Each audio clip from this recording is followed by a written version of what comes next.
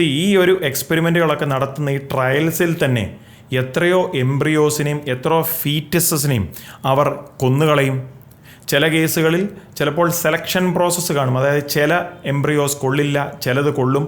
അങ്ങനെയുള്ള ആ ഒരു മെത്തേഡിൽ തന്നെ എത്രയോ എംബ്രിയോസ്, എത്രയോ ഫീറ്റസുകളെ അവർ കൊന്നുകളയും. ചോദ്യം, നാം ആരാണ് ദൈവത്തെ പോലെ പ്രവർത്തിക്കുവാൻ? Who are we to play God? Bible പറയുന്ന സങ്കീർത്തനം 139 13 മുതൽ 16 വരെയുള്ള വാക്യങ്ങളിൽ, നീയല്ലോ എൻ്റെ അന്തരങ്ങളെ നിർമ്മിച്ചത്, എൻ്റെ അമ്മയുടെ ഉദരത്തിൽ നീ എന്നെ മെടഞ്ഞു. അവിടെ വചനം പറയുന്നത് അമ്മയുടെ ഉദരം എന്നാണ്, അല്ലാതെ ഏതോ റോബോട്ടിൻ്റെ ഉദരം എന്നല്ല.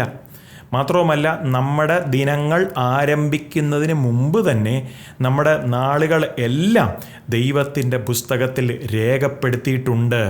ദൈവമാണ് ഒരു വ്യക്തിക്ക് ജനനം നൽകുന്നത് എന്നുള്ള ആശയം വളരെ വ്യക്തമായി വരച്ചു കാട്ടിയിരിക്കുക.